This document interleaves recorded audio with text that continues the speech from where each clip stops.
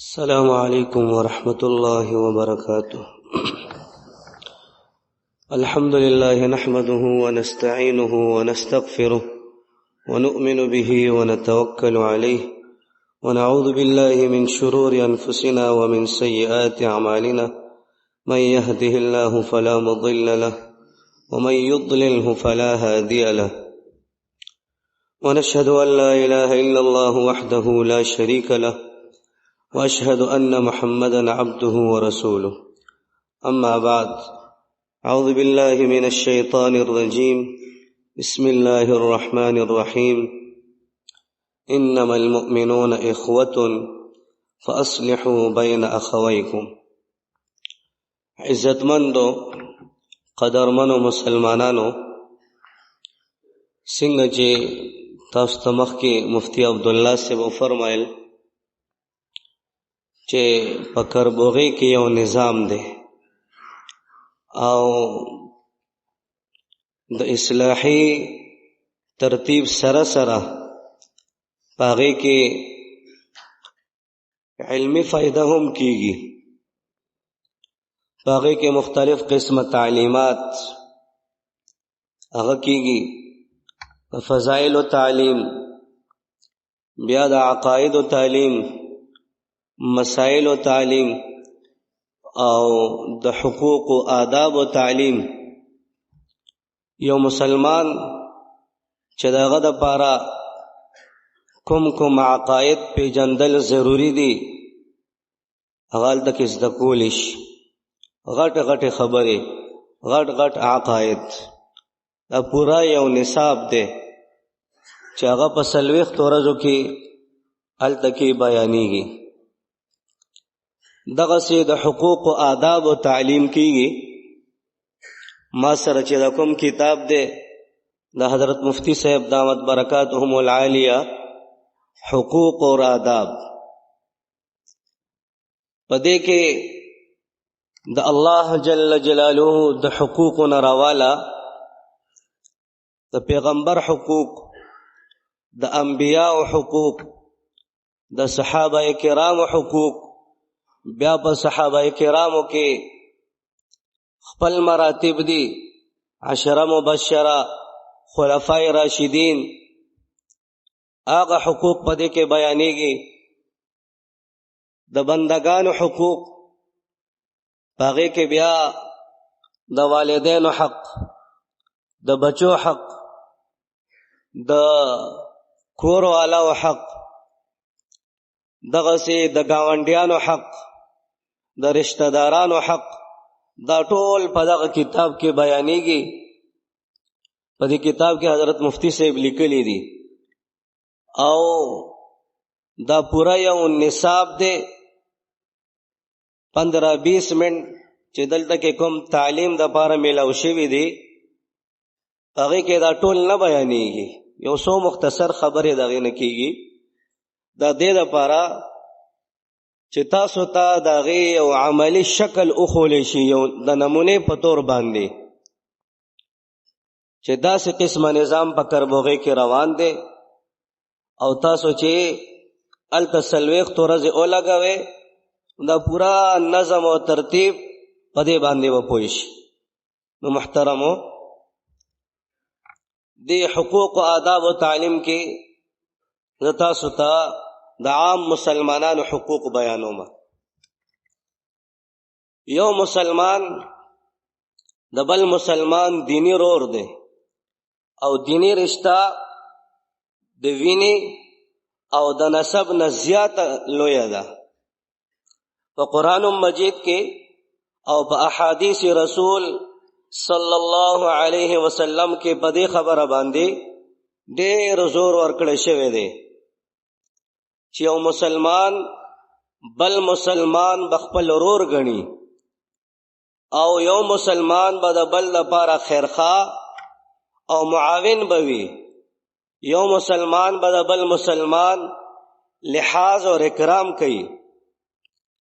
دغه دینی رشته متعلق باهمي حقوق متعین کولو د لپاره سو آیاتونه حضرت مفتی صاحب د کتاب کې وروړي دي.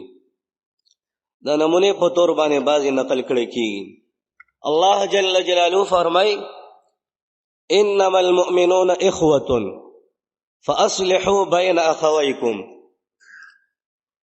مؤمنان خپل منځ کې ورونه دي او دایبه د خپل ورونو په منځ کې صلح کوي.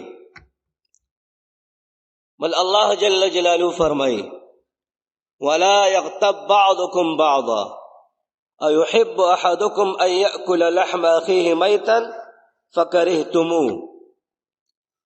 تاسو کې دې څوک د بلچا غیبت نه کوي. آیا تاسو کې څوک دا خوخی چې هغه د خپل مړ ورور غوښه وخوري؟ نو دینه خو تاسو نفرت کوئ او غیبت کوئ. زما محترمو، دین اسلام صرف د مونځ، روزه، زکات، نوافلو، ذکر او اذکار نامه نه ده. دین اسلام یو کامل دین دی. په دین اسلام کې چې څنګه اهمیت د مونځ دی او څنګه فرضیت د مونځ راغلی دی، دغه سي فرضیت د حقوق العباد هم دی چې یو مسلمان به د بل مسلمان د پاره خیرخواوي، یو مسلمان به د بل مسلمان غیبت نه کوي. بلکې بعض احادیثو کې راځي چې غیبت د زنا نه سخته ګناه ده. غیبت د زنا نه سخته ګناه ده. د یو مسلمان څه صفات پکار دي؟ الله جل جلاله فرمایي اذلة علی المؤمنین اعزة علی الکافرین.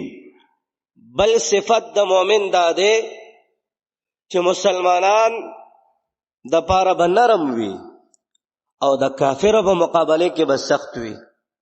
دا هم د مؤمن صفت ده. مطلب دا ده چې مسلمانانو د پاره نهایت نرم، شفیق، تواضع کوونکی به وي او د کافرو په مقابله کې لکه د چټان سخت به وي.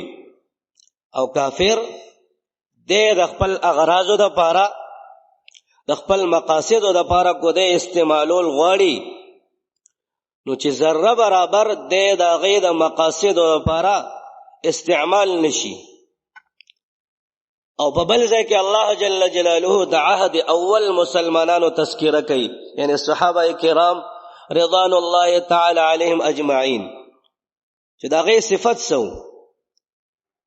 محمد رسول الله والذین معه اشداء علی الكفار رحماء بینهم. څنګه چې مخکې آیات کې الله جل جلاله فرمایل اذلة علی المؤمنین، د مسلمانانو لپاره به نرم وي، اعزة علی الکافرین او د کافرو په مقابله کې به سخت وي.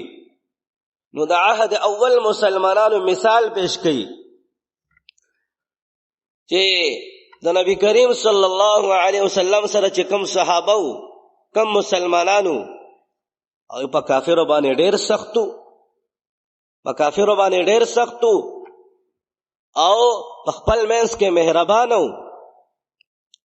په خپل منځ کې مهربان او حضرت ابوبکر صدیق رضی الله عنه هغه ته یو ځل زوی په یو موقع باندې وي، عبدالرحمن بن ابي بکر رضی الله عنه د اسلام وروړو نه بعد چې فلانی جنگ کې بابا ته زما د تورې لاندې راغې، خو ما پرېښ مې چې پلار مې دی. ابوبکر صدیق رضی الله عنه ته څه فرمایي؟ او که چېرې زما د تورې لاندې راغلی وې نو ما به ستا سر وهلی و. ګوره زوی دی خو مسلمان نه و، کافرو. نو د زوی ولی رشته هغه د دپاره دیوالو نه ګرځېدو، هغه ایمانی صفت خو په اعلی درجه کې و چې ما به ستا پروا نه وی کړې کو چېرې زما د تورې لاندې راغلی وی. او دغه مسلمانان په خپل منځ کې داسې مهربانه چې د یو غزوې په موقع باندې یو صحابي وایي چې زه د خپل تر زوی په تلاش کې ووتم، ځان سره مې اوبه واغشتې، په زخمیانو ګرځېدم، ومې کتل چې تره زوی مې پروت دی، زخمی دی، او اوبې وغوستې، ما ورته اوبه نږدې کړې. خوا کې بل صحابي پروت و، هغه آه وکړو، ما ته وایي چې هغه له یوسه. هغه له مې یوړې، هغه سره خوا کې بل صحابي پروت و، هغه ته مې چې یوړې نو هغه ساه ورکړې و، شهید شوی و. چې دی بل صحابي ته راغم نو هغه هم شهید شوی و، او چې خپل تره زوی ته راغم نو هغه هم شهید شوی و. خپل میس کې داسې مهربان و. نبی کریم صلی الله علیه وسلم فرمایي چې مسلمانان په خپل میس کې پشان د یو بدن دي. څنګه چې په یو بدن کې مختلف اعضاء دي او یو عضو ته تکلیف ورسیږي، مثلا ګوته خوږ شوه، نو دا ټول اعضاء دا د ګوتې سره په غم کې په درد کې شریک وي. سترګې به آرامي وده کېږي نه، زړه به قراري، ځکه چې دا یو بدن دی. دغسې مسلمانان هم په شان د یو بدن دي.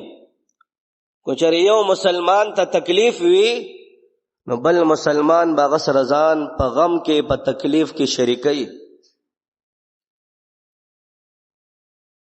داغه خیرخواهي به تلاش کوي چې مسلمان دی، کو هغه په شرق کې دی، په غرب کې دی، چې په هر ځای کې دی، دی به د مسلمان په تکلیف باندې خفه کېږي. نو محترمو، بل ځای کې نبی کریم صلی الله علیه وسلم فرمایي چې مسلمان د مسلمان ورور دی. نو نه به دی په خپله به خپل مسلمان ورور باندې ظلم کوي، او نه به دا مسلمان ورور نور خلکو ته بیار او مددگار پریږدي چې د هغې دپاره مظلوم جوړ شي.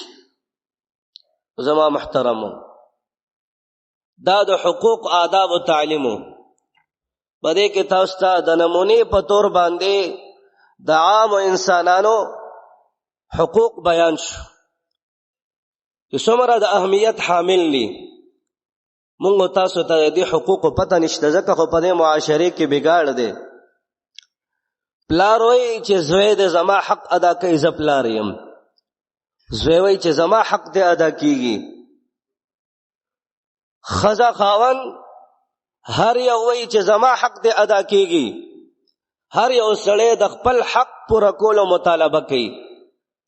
دا سوچ نشته چې په ما باندې د چا حق دی، آیا هغه ما پوره کړی دی. ځکه خو په معاشرې کې دا بګاړ دی چې مونږ ته د خپل مسلمانانو وروڼو حقوق نه دی معلوم، د بندگانو حقوق نه دی معلوم، او یا دین اسلام مونږ صرف منځ، روزې، زکات پورې خاص کړی دی. زما محترم، یو سړی به په ورځ د قیامت راشي، ډېر نیک اعمال به کړي وي، روزې به نیولې وي، زکاتونه به ورکړي، حجونه او عمرې به کړي وي، ذکر او اذکار به کړي وي، لیکن حقوق العباد و معامله کې چاته کنزل کړي دي، د چا حق لاندې کړي دي، په چا تهمت لګولې دي، د چا غیبت کړي دي. نو الته کې بیا په آخرت کې کرنسی نه چلیږي، مال او دولت نه چلیږي چې دا ورکم زب اخلاصم. د آخرت خپل کرنسی ده. څنګه چې د هر یو ملک خپل کرنسی وي او هر ملک خپل کرنسی چلیږي، پاکستان کې روپے چلیږي، په امریکا کې ډالر چلیږي، په سعودي عرب کې ریال چلیږي. دغه سه د آخرت خپل کرنسی ده، هغه ته اعمال صالحه ویل کیږي، نیک اعمال. دا واغشت کیږي چې څومره پتا باندې د بل حق ده هغه مرباغه ته حواله کیږي. دا سه وخت براشي چې دا ټول نیک اعمال به ختم شي، خو بیا هم د خلکو حقوق په دای باندې باقی وي. بیا فرشتي عرض وکي، الله اعمال خو نشته ده. الله جل جلاله طرف نه مو فرمایلی شي چې د خلکو ګناهونه راخله او په د باندې اچوي. حقوق العباد څومره اهم دي. زما محترمو، په دې کتاب کې حضرت مفتی صاحب دامت برکاتهم العالیه دا ټول حقوق چې د یو مسلمان د پاره ضروری دي هغه را جمع کړي دي او دا پورا یو نصاب دی او دا په 40 ورځو کې الته په کربوغي شریفي کې ترتیب سره بیانېږي چې کوم مسلمانان ورونو تللی دي هغه ته پته ده ډېره فائدہ وته شوې ده. نو محترمو اول ځان ته بیا ټول مسلمانانو ته مې درخواست دی چې یو چله کربوغي کې ولګو ان شاء الله. واخر دعوانا ان الحمد لله رب العالمين.